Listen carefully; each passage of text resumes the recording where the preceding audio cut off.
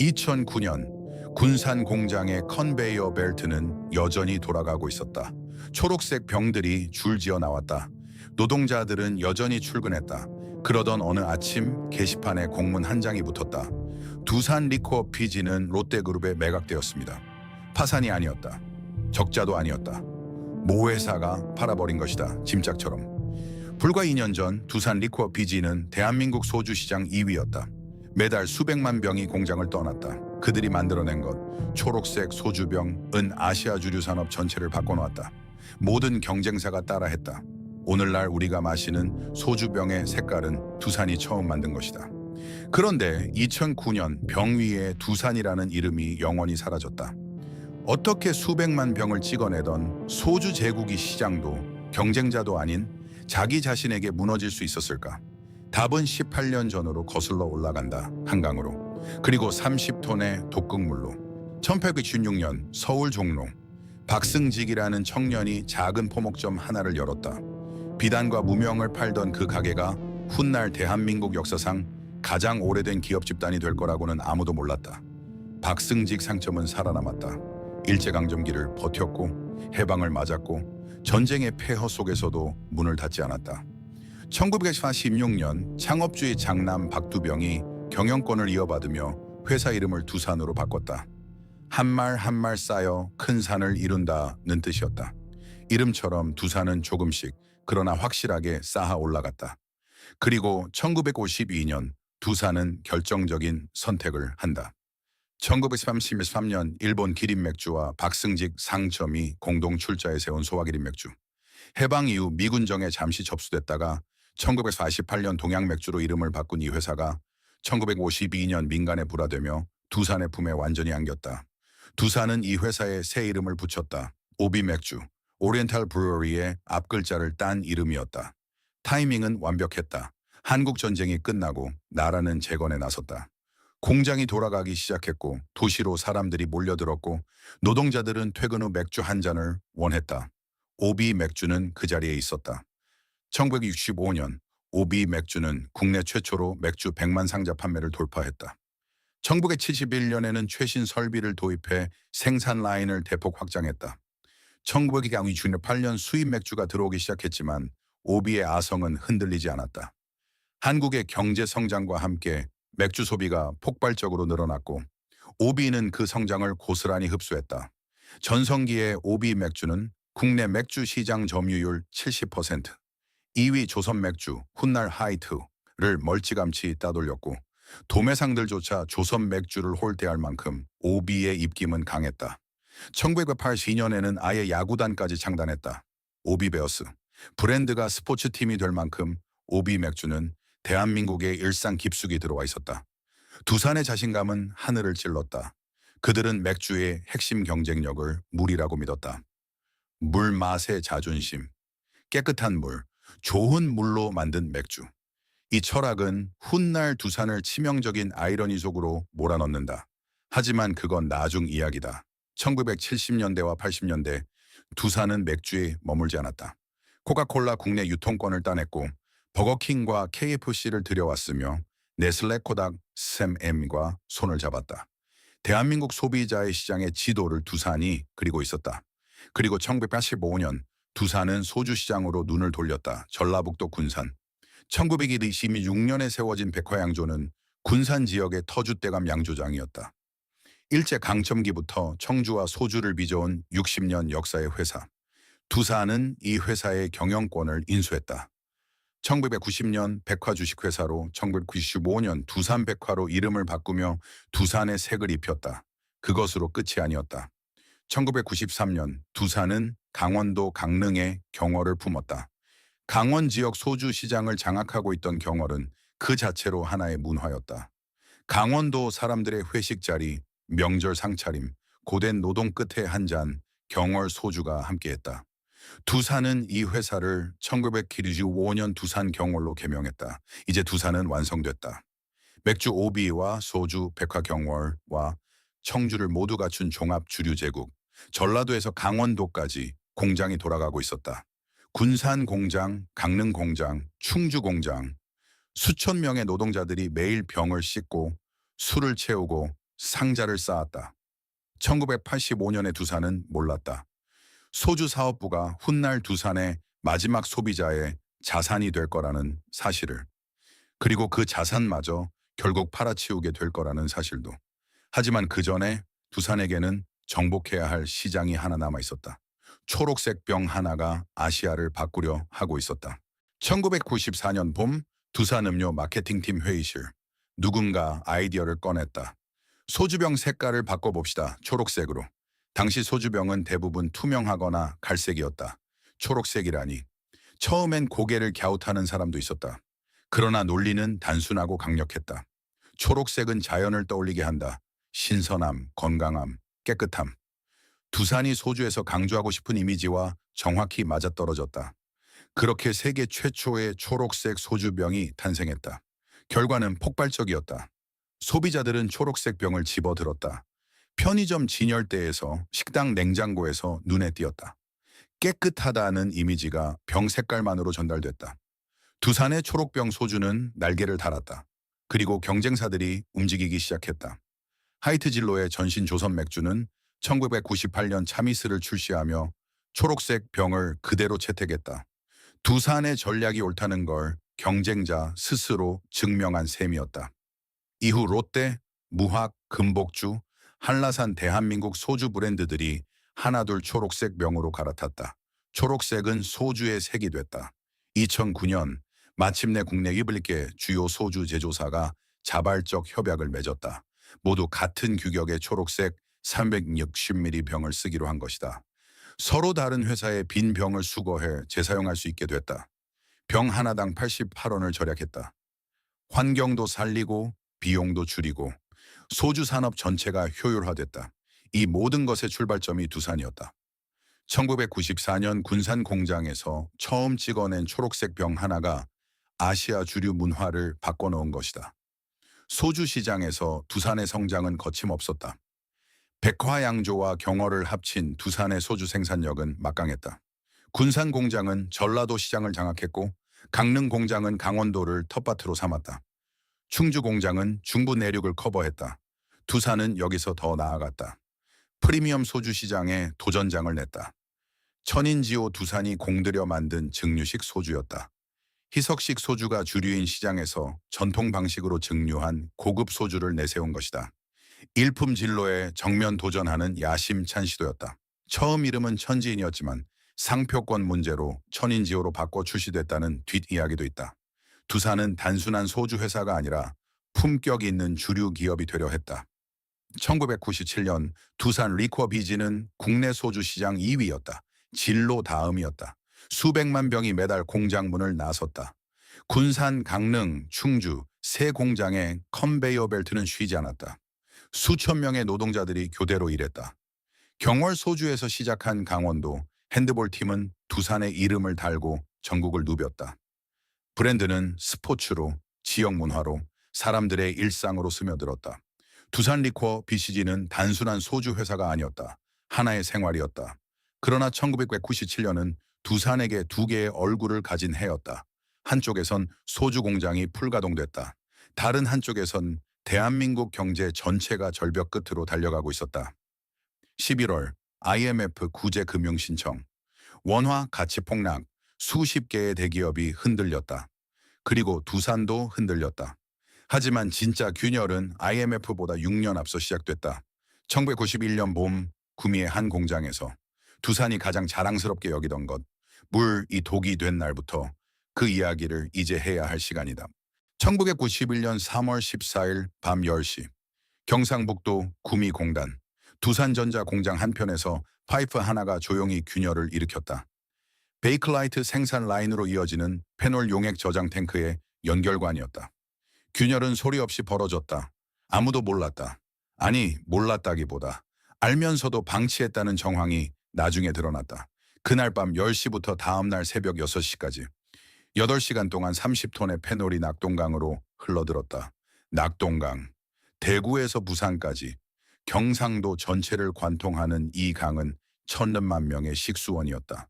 상류에서 독극물이 흘러내려오고 있었지만 하류의 정수장은 아무것도 몰랐다. 평소대로 염소를 투입해 물을 소독했다. 그 순간 페놀은 염소와 반응해 클로로페놀로 변했다. 독성이 더 강해진 것이다. 그리고 대구 시민들의 수도꼭지에서 참을 수 없는 악취가 흘러나오기 시작했다. 대구 시내가 뒤집혔다. 수돗물에서 역한 냄새가 난다는 신고가 빗발쳤다. 수질 검사 결과는 충격적이었다. 수돗물의 페놀 농도가 0.7 ppm, 대한민국 허용 기준의 12조 세계보건기구 기준의 패몇 배였다. 임산부들이 공포에 떨었다. 아이를 키우는 어머니들이 생수를 사러 뛰어나갔다. 식당들이 문을 닫았다. 두산전자는 어떻게 했나? 행정처분이 내려졌다. 30일 조업정지. 그러나 수출에 차질이 생긴다는 이유로 20일 만에 해제됐다. 사태가 마무리되는 듯 했다.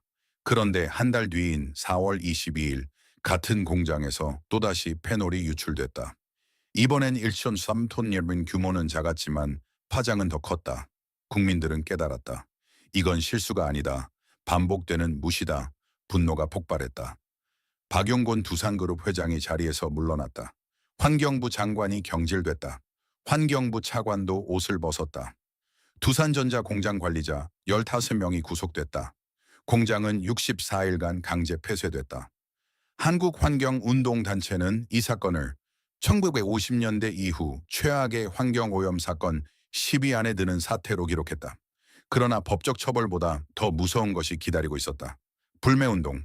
대구, 경북, 부산, 경남, 낙동강을 따라 사는 사람들이 들고 일어났다. 두산 제품을 사지 말자. 두산 맥주를 마시지 말자. 두산 콜라를 마시지 말자. 두산 버거킹에 가지 말자. 두산의 이름이 붙은 모든 것을 거부하자. 이 시점에서 두산그룹의 주력 사업을 다시 떠올려야 한다. 소비자의 기업이었다. 오비 맥주, 코카콜라, 버거킹, KFC, 네슬레 모두 소비자를 직접 상대하는 사업들이었다. 불매운동은 두산의 심장을 정확히 겨냥했다. 특히 오비 맥주는 치명상을 입었다. 아이러니는 잔인했다. 두산이 맥주와 소주 사업에서 가장 자랑스럽게 내세웠던 것이 무엇인가? 물 맛의 자존심, 깨끗한 물로 만든 술, 그게 두산 주류의 정체성이었다. 그런데 자기 회사가 강물을 오염시켰다. 독극물을 1,000만 명의 식수원에 흘려보냈다. 소비자들은 냉정했다. 오비 맥주를 집어들 때마다 낙동강이 떠올랐다. 수치는 명확했다. 사태 직전 오비 맥주의 시장 점유율은 69%, 1분기 최고점이었다. 불매운동이 본격화된 2분기, 점유율은 기존 이후 5%로 추락했다. 단 한 분기 만에 14%포인트가 날아갔다. 맥주 시장에서 1%포인트는 수십억 원의 매출이다. 경쟁사 조선맥주는 이 틈을 놓치지 않았다. 1953년 새 브랜드를 준비했다. 이름은 하이트, 슬로건은 명확했다. 지하 150ml 천연 안반수로 만든 맥주. 두산의 페놀 사태를 정면으로 겨냥한 마케팅이었다. 소비자들은 열광했다. 하이트는 출시 직후 무서운 속도로 시장을 잠식해 들어갔다. 두산은 버텼다. 1991년 하반기엔 점유율을 어느 정도 회복하는 듯했다. 하지만 1953년 하이트 출시 이후 흐름은 돌이킬 수 없었다. 오비 맥주는 서서히 그러나 확실하게 1위 자리를 내주고 있었다. 페놀 사태는 두산 주류 사업에 두 가지 상처를 남겼다. 첫 번째는 눈에 보이는 상처였다.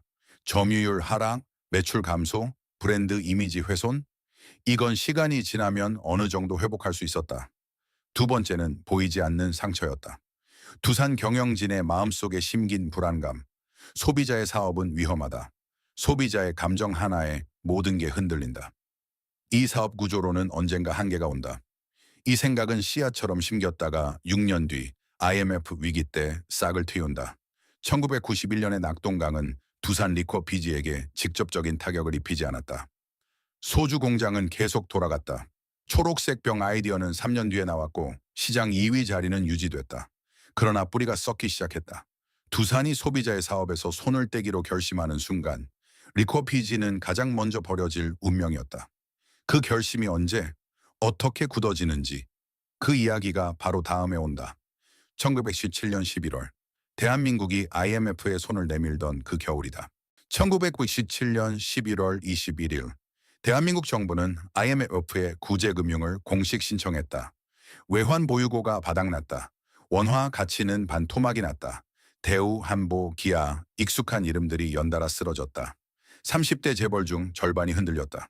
두산그룹도 직격탄을 맞았다. 두산의 사업 구조를 다시 보자. 오비 맥주, 코카콜라, 버거킹, KFC, 네슬레, 코닥, 사네멤. 전부 소비재였다. 내수 시장에 기댄 사업들이었다. IMF 직후 소비 심리가 얼어붙으면서 매출이 동시다발로 꺾였다. 한 분야가 무너지면 다른 분야가 버텨주는 구조가 아니었다. 모두 같은 방향으로 흔들렸다. 두산 경영진은 결단이 필요했다. 외부 전문가를 불렀다. 맥킨지의 진단은 냉혹했다. 지금 이 구조를 유지하면 그룹 전체가 3개월 안에 무너질 수 있습니다. 오비 맥주 매각을 포함한 전면적인 사업 재편을 검토해야 합니다. 회의실이 조용해졌다. 오비 맥주는 단순한 사업부가 아니었다. 두산그룹의 모태였다. 1933년 일제강점기에 뿌리를 두고 해방과 전쟁을 버텨내고 대한민국 경제 성장과 함께 커온 68년의 역사. 오비 베어스 야구단의 모기업. 수만 명이 일하고 수억 명이 마신 브랜드. 그런데 팔아야 한다고 했다. 내부에서 반발이 없을 리 없었다. 게다가 이 시기 두산 가문 내부에는 형제들 사이의 경영권 갈등까지 겹쳐 있었다. 박용곤, 박용호, 박용성 형제들 사이의 긴장이 의사결정을 더욱 복잡하게 만들었다. 누가 어떤 사업을 포기하고 누가 어떤 방향으로 그룹을 이끌 것인가. 결론은 하나로 수렴됐다. 소비재에서 완전히 손을 뗀다. 중공업으로 간다. 결정이 내려지자 실행은 빨랐다. 2000년 두산은 한국중공업을 인수했다.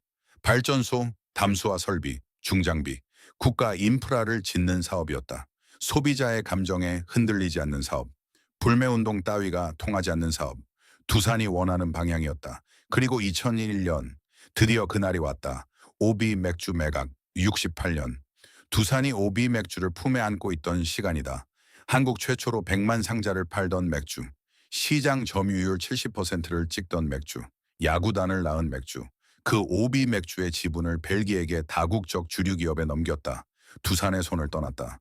오비 맥주를 보낸 뒤 나머지 소비재들도 줄줄이 떠났다. 코카콜라 유통권 반납, 버거킹 매각, KFC 정리, 네슬레 지분 처분, 코닥 세매매과의 계약 종료. 두산이 30년 동안 쌓아온 소비자의 제국이 하나씩 해체됐다. 훗날 이 선택은 탁월한 결단으로 평가받는다. IMF 이후 소비자의 기업들이 고전하는 동안 두산은 중공업으로 도약했다. 밥캣을 인수하고 스코다 파워를 품고 두산 인프라코어를 키웠다. 수치로만 보면 맥킨지의 처방은 옳았다. 그러나 그 과정에서 아무도 주목하지 않은 존재가 있었다. 두산 리코어 PG 1998년 9월 1일 두산그룹은 계열사 9개를 하나로 합쳤다. 오비 맥주를 포함한 여러 법인이 하나의 두산 주식회사로 통합됐고 그 안에 주류 사업 부문이 두산 리코어 PG라는 이름으로 묶였다. 군산의 백화양조, 강릉의 경월, 충주공장 모두 이 이름 아래 하나가 됐다. 겉으로 보면 정리된 것 같았다. 그러나 내부 사정은 달랐다. 2001년 오비 맥주가 떠난 순간 두산 리코어 PG는 그룹 내에서 이상한 위치에 놓였다. 소비재를 버리기로 한 그룹 안에 남아있는 유일한 소비자의 사업부. 전략 방향과 정면으로 어긋나는 존재. 투자를 받을 수 없었다. 마케팅 예산이 줄었다. 그룹의 관심은 온통 중공업 쪽으로 쏠렸다. 두산 리코어 PG는 혼자였다. 공장은 돌아갔다. 소주는 팔렸다. 시장 2위 자리도 지켰다. 하지만 그 이상으로 나아갈 수 없었다. 진로는 참이슬 프레쉬로 브랜드를 갱신하고 있었다. 롯데는 처음처럼을 들고 이효리를 앞세워 시장을 파고들고 있었다. 두산 리코어 PG는 제자리에 서 있었다. 달리는 시장에서 멈춰 선 것은 곧 뒤처지는 것이다. 그룹 본사 임원들의 머릿속에서 두산 리코어 PG는 이미 처분 대상이었다. 문제는 언제 그리고 누구에게 파느냐였다. 적합한 매수자를 찾는 데는 시간이 걸렸다.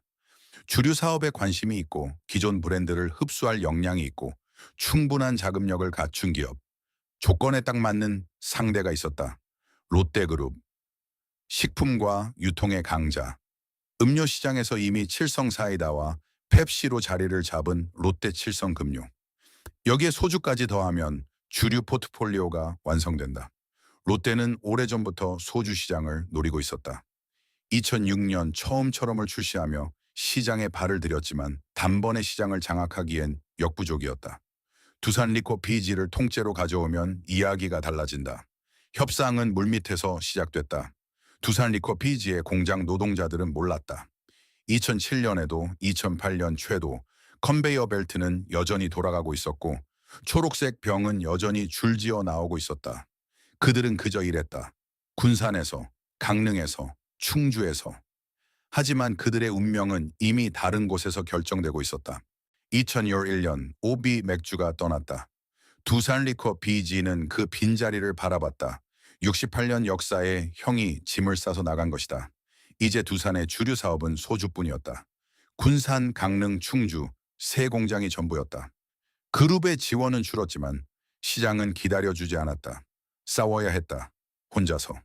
2000년대 초반 대한민국 소주 시장의 지형을 보자. 진로가 압도적 1위였다. 차미슬은 이미 소주의 대명사였다. 두산은 2위였지만 격차는 컸다. 3위권에는 무학, 경남, 금복주, 대구모 경북, 한라산, 제주 같은 지역 강자들이 버티고 있었다. 그리고 2006년 새로운 적이 등장했다. 롯데, 처음처럼. 롯데 칠성금료가 야심차게 내놓은 처음처럼은 처음부터 달랐다. 알칼리 환원수로 만든 세계 최초의 소주, 부드럽다는 이미지, 그리고 결정적으로 이효리. 당시 대한민국에서 가장 영향력 있는 여성 연예인을 모델로 기용했다. 처음처럼은 출시 즉시 시장을 뒤흔들었다. 두산 리코 BG는 위아래에서 동시에 압박을 받았다. 위에서는 진로가 눌렀고 아래에서는 롯데가 치고 올라왔다. 그리고 두 적 모두 두산이 갖지 못한 것을 가지고 있었다. 돈과 의지. 진로는 브랜드를 끊임없이 갱신했다. 2006년 차미슬 프레시 출시. 알코올 도수를 낮추고 젊은 세대를 공략했다. 마케팅 예산을 쏟아부었다. 롯데는 처음처럼의 막대한 광고비를 투자했다. 이효리 다음엔 배수지, 그 다음엔 블랙핑크 제니, 스타 마케팅을 멈추지 않았다. 두산 리코 PG는 그룹 본사의 관심은 중공업에 쏠려 있었다. 바켓 인수, 스코다 파워 인수, 수조 원이 해외 중공업 M&A에 투입됐다. 리코 PG에 돌아오는 몫은 점점 줄었다. 그럼에도 두산 리코 PG는 싸웠다. 2007년 두산 리코 PG와 진로 사이에 이례적인 공개 전쟁이 벌어졌다. 소재는 뜻밖에도 설탕이었다. 우리 소주에는 설탕을 넣지 않습니다. 두산 리코 PG가 먼저 포문을 열었다. 경쟁사 소주의 당분이 첨가됐다는 걸 우회적으로 꼬집는 마케팅이었다. 진로가 즉각 반박했다. 언론이 받았었다. 소비자들이 관심을 가졌다. 대한민국 소주업계 1위와 2위가 신문 지면과 방송을 오가며 진흙탕 싸움을 벌였다. 결과적으로 누가 이겼는지는 불분명했다. 하지만 이 전쟁이 보여주는 것은 하나였다. 두산은 아직 포기하지 않았다. 자원이 줄어도 지원이 끊겨도 현장의 사람들은 싸우고 있었다. 천인지오도 마찬가지였다. 두산이 야심차게 밀던 프리미엄 증류식 소주. 희석식이 판치는 시장에서 전통 방식을 고집했다. 일품 진로에 도전하는 포지셔닝이었다. 시장은 작았지만 의미는 컸다. 두산 리코 BG가 단순한 대중 소주 회사가 아니라 품격 있는 주류 기업이 될 수 있다는 가능성이었다. 그러나 현실은 냉정했다. 새 공장의 노동자들은 변화를 느끼고 있었다. 군산 공장에서 20년 넘게 일한 베테랑들은 알았다. 분위기가 달라졌다. 설비 투자가 줄었다. 신규 채용이 멈췄다. 회식 자리에서 나오는 이야기들이 어두워졌다. 강릉 경월 공장도 마찬가지였다. 경월이 두산에 인수된 1993년부터 함께한 사람들. 두산 경월이라는 이름으로 강원도를 누비던 영업사원들. 그들은 자신들이 속한 회사가 그룹 안에서 점점 구석으로 밀려나고 있다는 걸 체감했다. 말로 설명할 수는 없었지만 느낌은 분명했다.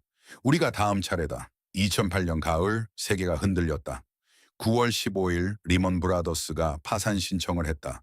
글로벌 금융위기가 들이닥쳤다. 한국 경제도 다시 한번 충격을 받았다. 두산그룹은 해외 중공업 M&A에 막대한 자금을 쏟아부은 상태였다. 유동성이 다시 문제가 됐다. 두산 본사 임원들의 시선이 리코 BG로 향했다. 이제 더는 미룰 이유가 없었다. 롯데와의 협상이 본격적으로 재개됐다. 숫자가 오갔다. 조건이 조율됐다. 브랜드의 운명이, 공장의 운명이, 수천 명 노동자의 운명이 서울 어딘가의 회의실에서 결정되고 있었다. 군산 공장의 컨베이어 벨트는 여전히 돌아가고 있었다. 초록색 병들이 여전히 줄지어 나오고 있었다. 2008년 겨울에 그 공장에서 아무것도 변한 것처럼 보이지 않았다. 하지만 모든 것이 이미 변해 있었다. 장면 1. 두산타워, 을지로, 서울, 날 2008년 말, 을지로 두산타워, 고층 회의실. 창밖으로 서울 도심이 내려다 보였다. 테이블 위에는 서류들이 펼쳐져 있었다. 두산 리코 비지의 자산 목록, 군산 공장, 강릉 공장, 충주 공장, 브랜드 목록, 백화, 경월, 천인지호, 유통망, 거래처, 직원 수, 수십 년치 매출 데이터. 숫자로 정리하면 깔끔해 보였다. 그러나 그 숫자 하나하나가 사람이었다. 매일 새벽 공장에 출근하는 사람, 영업차를 몰고 전국을 누비는 사람, 30년째 같은 자리에서 소주를 빚어온 사람. 회의실의 임원들은 그 숫자들을 보며 조용히 계산했다. 두산그룹이 리코피지를 팔기로 결정한 이유는 복잡하지 않았다. 소비재에서 손을 뗀다는 전략은 이미 2001년에 굳어졌다. 리코피지는 그 전략에서 남겨진 마지막 조각이었다. 글로벌 금융위기로 유동성 압박이 다시 커진 지금 더 이상 가지고 있을 이유가 없었다. 매수자는 이미 정해져 있었다. 롯데그룹, 롯데는 준비가 돼 있었다. 2006년 처음처럼을 내놓으며 소주 시장에 발을 들였지만 진로의 벽을 넘기엔 역부족이었다. 두산 리코 피지지를 통째로 가져오면 달라진다. 군산의 생산 설비, 강릉의 유통망, 수십 년 쌓인 거래처. 이 모든 것이 롯데의 소주 사업을 단번에 키워줄 수 있었다. 협상 테이블에서 숫자가 오갔다. 조건이 조율됐다. 그리고 합의가 이루어졌다. 서류에 도장이 찍혔다. 두산 리코 비치지는 롯데그룹에 매각됐다. 장면 두 군산 공장, 전라북도 2009년 군산 공장 게시판에 공문이 붙던 날 아침. 베테랑 노동자들은 출근길에 이미 낌새를 챘다고 한다.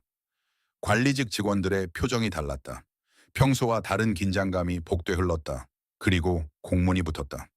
두산 리코 BG는 롯데그룹에 매각되었습니다. 사업은 롯데리코 BG로 계속됩니다. 컨베이어 벨트는 그 순간에도 돌아가고 있었다. 초록색 병들이 여전히 줄지어 나왔다. 기계는 아무것도 몰랐다. 기계는 멈추지 않았다. 하지만 사람들은 멈췄다. 군산 공장에서 25년을 일한 한 노동자는 그날을 이렇게 기억했을 것이다. 1985년 백화양조 시절부터였다. 두산이 인수하면서 이름이 바뀌었어도 공장은 같았다. 설비가 바뀌고 유니폼이 바뀌고 간판이 바뀌었지만 일은 같았다. 새벽에 출근해서 소주를 빚고 병을 채우고 상자를 쌓고 퇴근했다. 그게 전부였고 그걸로 충분했다. 그런데 이제 또 이름이 바뀐다. 두산에서 롯데로. 그는 공문을 한참 바라봤다. 그리고 작업복을 입고 라인으로 돌아갔다. 해야 할 일이 있었다. 벨트는 멈추지 않았으니까. 장면 3. 강릉 경월 공장. 강원도 2009년. 강릉은 더 복잡한 감정이 흘렀다. 경월은 두산에 인수되기 전부터 강원도 사람들의 소주였다. 강원도 고유의 것이었다. 두산이 들어와서 이름을 두산 경월로 바꿨을 때도 강릉 사람들은 경월이라고 불렀다. 지역 정체성이 브랜드에 녹아 있었다. 그런데 이제 롯데로 간다. 강원도에서 태어나 강원도 물로 빚어 강원도 사람들이 마셔온 소주가 서울의 대기업 손에 완전히 넘어가는 것이다. 공장 노동자들만의 이야기가 아니었다. 경월 소주를 팔아온 지역 대리점 사장들, 강릉 식당에서 경월을 주문해온 손님들 모두의 이야기였다. 경월 소주에서 시작한 핸드볼 팀은 이미 2007년에 두산 엔지니어링 앤드 컨스트럭션으로 넘어간 상태였다. 공장이 매각 소식을 듣기 전에 공장이 낳은 팀이 먼저 떠난 것이다. 강릉 공장은 팀도 잃고 이름도 잃고 이제 주인마저 바뀌었다. 장면 4. 롯데리코 PG 출범. 2009년 매각이 완료되자 간판이 바뀌었다. 두산 리코 PG, 롯데리코 PG. 롯데는 빠르게 움직였다. 인수한 자산을 자신들의 포트폴리오에 통합했다. 유통망을 재편했다. 거래처를 롯데 체계로 흡수했다. 그리고 브랜드 정리가 시작됐다. 천인지호는 즉각 단종됐다. 두산이 진로의 일품 진로에 맞서 야심차게 키워온 프리미엄 증류식 소주. 롯데에게는 필요 없는 물건이었다. 처음처럼과 포지셔닝이 겹쳤다. 롯데는 망설이지 않았다. 천인지오는 출시된 지 얼마 되지 않아 시장에서 사라졌다. 나중에 롯데가 증류식 소주 시장에 다시 도전하지만 그것도 실패로 끝난다. 천인지오를 살렸다면 어땠을까라는 질문은 이미 의미가 없어졌다. 두산이라는 이름이 붙은 소주 브랜드들은 하나씩 롯데색으로 칠해지거나 역사 속으로 사라졌다. 초록색 병은 남았다. 그러나 그 병 위에 두산의 이름은 없었다. 장면 5. 최후의 소멸. 2011년 롯데는 마지막 결정을 내렸다. 롯데 리코어 피지를 롯데 칠성금료에 완전 흡수 합병했다. 독립된 사업 부문으로서의 존재마저 사라졌다. 칠성 사이다, 펩시, 처음처럼 음료와 주류가 하나의 회사 안에 섞였다. 이로써 모든 것이 끝났다. 1926년 군산에서 태어난 백화양조, 강원도 강릉의 경월, 1994년 아시아 소주 문화를 바꾼 초록색 병의 원조, 2007년까지 대한민국 소주 시장 2위를 지킨 두산 리코어, BG. 그 이름은 어디에도 남지 않았다. 간판은 내려졌다. 흔적은 지워졌다. 초록색 병만 남았다. 그 병에는 이제 다른 이름이 적혀 있었다. 에필로그. 그날 이후 군산 공장은 지금도 돌아간다. 롯데 칠선 금료의 공장으로. 충주 공장도 마찬가지다. 설비는 그대로다. 컨베이어 벨트도 그대로다. 초록색 병을 씻고 채우고 상자에 넣는 일도 그대로다. 달라진 건 간판뿐이 아니다. 그 공장에서 일하는 사람들 중 두산 시절을 기억하는 이들이 점점 줄고 있다. 신입 직원들은 처음부터 롯데 직원으로 입사했다. 백화양조를 모른다. 경월의 역사를 모른다. 천인지오가 어떤 소주였는지 모른다. 두산 리코어 피지는 그렇게 기억에서도 사라지고 있다. 초록색 병은 살아남았다. 오늘도 대한민국 어딘가의 편의점에서 식당 냉장고에서 포장마차 테이블 위에서 초록색 소주병이 빛나고 있다. 참이슬도 처음처럼도 한라산도 좋은데이도 모두 초록색 병에 담겨 있다. 소주는 초록색이다. 그게 당연하다. 그게 원래부터 그랬던 것처럼 느껴진다. 그러나 원래부터 그랬던 것이 아니다. 1994년 군산의 두산 공장에서 처음 찍어낸 초록색 병 하나가 그 모든 것의 시작이었다. 그 아이디어를 낸 마케터는 지금 어디 있을까? 그 병을 처음 씻고 채우고 상자에 담은 노동자는 지금 무엇을 하고 있을까? 그들의 이름을 아는 사람은 없다. 기억하는 사람도 없다. 세 사람의 이야기. 군산 공장의 한 노동자를 생각해보자. 1985년 백화양조 시절 입사했다. 두산이 인수되면서 이름표가 바뀌었다. 두산경월, 두산 리코어, BG. 간판이 바뀔 때마다 그는 새 유니폼을 받아 입었다. 2009년 매각 소식을 들었을 때 그는 50살이었다. 롯데로 넘어갔다. 몇 년 더 일했다. 그리고 정년보다 일찍 퇴직했다. 공장은 지금도 돌아가지만 그의 자리는 없다. 그는 가끔 편의점에서 초록색 소주병을 본다. 집어 들지 않는다. 초록색 병 아이디어를 냈던 마케터를 생각해보자. 1994년 그 아이디어가 채택됐을 때 그는 회사의 영웅이었다. 경쟁사들이 줄줄이 따라하는 걸 보며 자부심을 느꼈다. 2001년 오비 맥주가 떠나고 회사가 흔들리기 시작하면서 그는 롯데로 넘어갔다. 몇 년 후 독립해서 나왔다. 지금도 주류 마케팅 일을 한다. 소주 광고를 만들 때 그는 초록색 병을 당연하게 쓴다. 누군가 왜 소주병이 초록색이냐고 물으면 그는 잠깐 멈춘다. 그리고 짧게 답한다. 원래 그랬어요. 강릉 경월 공장의 한 관리직 직원을 생각해보자. 경월이 두산에 인수되던 1993년부터 함께했다. 두산 체계에 적응했다. 두산 리코어 BG 시절엔 나름의 자부심이 있었다. 전국 2위 소주 회사. 2009년 롯데로 넘어갔을 때 그는 떠나지 않았다. 적응했다. 승진도 했다.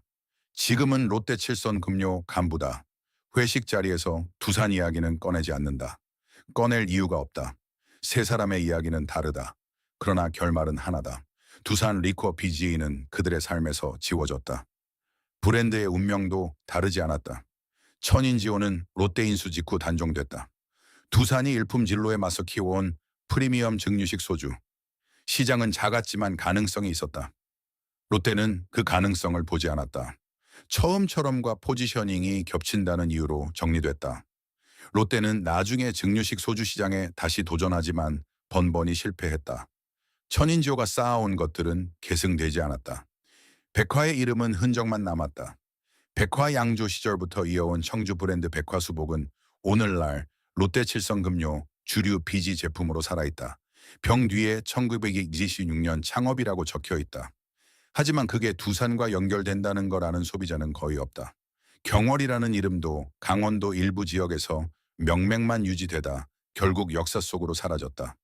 강릉 사람들이 수십 년 동안 마셔온 소주, 지역의 정체성과 함께했던 브랜드. 지금은 기억하는 사람만 기억한다. 두산 경월 핸드볼 팀은 유일하게 살아남은 실이다. 경월에서 시작해 두산으로 두산 엔지니어링 앤드 컨스트럭션으로 지금은 두산 베어스 야구단 산하에 있다. 소주에서 출발한 팀이 야구단 우산 아래 있다. 기묘한 생존이다. 두산 그룹은 어떻게 됐을까? 맥킨지의 처방은 결과적으로 옳았다. 두산은 중공업 전환 이후 눈부신 성장을 했다. 바켓을 인수해 세계 소형 건설 장비 시장을 장악했다. 체코의 스코다 파워를 품어 유럽 에너지 시장에 진출했다. 두산 인프라 코어는 글로벌 건설 장비 브랜드가 됐다. 소비재를 버린 두산은 더 크고 강한 회사가 됐다. 숫자로만 보면 완벽한 선택이었다. 그러나 2012년 이후 두산그룹은 다시 위기를 맞는다. 무리한 해외 M&A의 후유증이었다. 밥캣 인수 비용이 발목을 잡았다. 두산건설이 흔들렸다. 2020년에는 코로나19와 겹치며 그룹 전체가 심각한 유동성 위기에 빠졌다. 정부와 채권단의 지원을 받아 구조조정을 단행했다. 2021년 이후 서서히 회복하고 있지만 한때 대한민국 최대 소비자의 제국이었던 두산의 명성과는 거리가 있다. 소비재를 버리고 중공업으로 간 선택. 맞기도 하고 틀리기도 했다. 역사는 아직 최종 판결을 내리지 않았다. 롯데는 어떻게 됐을까? 두산 리코어 비지를 인수한 롯데는 소주 시장에서 자리를 굳혔다. 처음처럼은 오늘날 진로에 이어 대한민국 소주 시장 확고한 2위다. 두산의 생산 설비와 유통망이 그 기반이 됐다. 2011년 롯데칠성금요에 합병된 이후 주류 사업 부문은 꾸준히 성장했다. 2021년 처음처럼 매출은 약 29억 원, 31개국에 수출됐다. 두산이 키운 나무에서 롯데가 열매를 땄다. 그리고 초록색 병. 2009년 대한민국 유리개 소주 제조사가 같은 규격의 초록색 병을 함께 쓰기로 협약을 맺었다. 병 하나당 88원 절약. 환경도 살리고 비용도 줄이는 상생 협약으로 포장됐다. 언론은 칭찬했다. 그 협약이 가능했던 이유는 단 하나였다. 모두가 이미 같은 색깔의 병을 쓰고 있었기 때문이다. 1994년 두산이 처음 초록색 병을 내놓았을 때 모든 경쟁사가 따라했다. 15년이 지나자 그게 업계 표준이 됐다. 표준이 되자 공식 협약이 맺어졌다. 두산의 아이디어가 업계의 인프라가 된 것이다. 그러나 협약 발표 당시 두산의 이름을 언급한 기사는 없었다. 두산 리코 피지는 그 협약이 체결된 해에 롯데에 팔려 이름이 사라졌다. 아이러니는 때로 이렇게 완벽하다. 소주잔을 들기 전에 잠깐 생각해보자. 이 이야기는 파산 이야기가 아니다. 경영 실패 이야기도 아니다. 두산 리코 비지는 망하지 않았다. 적자로 쓰러지지 않았다. 시장에서 패배하지 않았다. 2009년까지 대한민국 소주 시장 2위를 지켰다. 공장은 돌아갔다. 소주는 팔렸다. 노동자들은 일했다. 그런데 사라졌다. 스스로 사라진 것도 아니다. 버려진 것이다. 18년에 걸쳐 조금씩 체계적으로. 이 이야기가 불편한 이유는 바로 그것이다. 누군가의 명백한 실수가 없었다. 악당이 없었다. 두산 경영진은 나름의 논리로 최선의 결정을 내렸다. 맥킨지는 데이터에 근거한 처방을 내렸다. 롯데는 합리적인 가격에 자산을 인수했다. 모두가 자신의 역할을 했다. 그 결과로 한 제국이 사라졌다. 첫 번째 교훈, 평판은 가장 천천히 죽고 가장 오래 죽는다. 1991년 3월 14일 밤, 구미공단의 파이프가 균열을 일으켰을 때 두산은 몰랐다.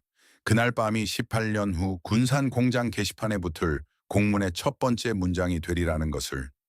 30톤의 페놀은 낙동강을 오염시키는데 8시간이 걸렸다. 그러나 두산의 브랜드를 오염시키는 데는 훨씬 오래 걸렸다. 눈에 보이지 않게 천천히 그러나 확실하게. 물맛의 자존심. 두산이 맥주와 소주에서 가장 자랑스럽게 내세우던 철학. 깨끗한 물로 만든 술. 이 철학이 독이 됐다. 자신들이 그토록 강조하던 물을 자신들이 오염시켰다는 사실이 소비자들의 기억에 새겨졌다. 오비 맥주 시장 점유율 69%에서 55%로의 추락은 숫자였다. 그러나 그 숫자 뒤에는 감정이 있었다. 배신감. 두산 제품을 손에 들 때마다 낙동강이 떠오르는 그 감정. 그 감정은 마케팅으로 지울 수 없었다. 시간도 완전히 지우지 못했다. 기업은 흔히 평판을 관리한다고 말한다. 그러나 평판은 관리되는 것이 아니다. 쌓이는 것이다. 매일의 선택으로, 매번의 행동으로. 그리고 한 번 무너진 평판은 건물처럼 무너지지 않는다. 강물처럼 스며든다. 느리게 깊이 돌이킬 수 없게. 두산이 낙동강에 흘려보낸 것은 패널만이 아니었다. 신뢰였다. 두 번째 교훈. 올바른 전략도 누군가의 희생을 먹고 자란다. 두산의 소비자의 포기와 중공업 전환. 훗날 탁월한 선택으로 평가받는 그 결정. 맥킨지의 처방은 숫자로 옳았다. 그러나 그 전략이 실행되는 과정에서 누가 비용을 치렀는가?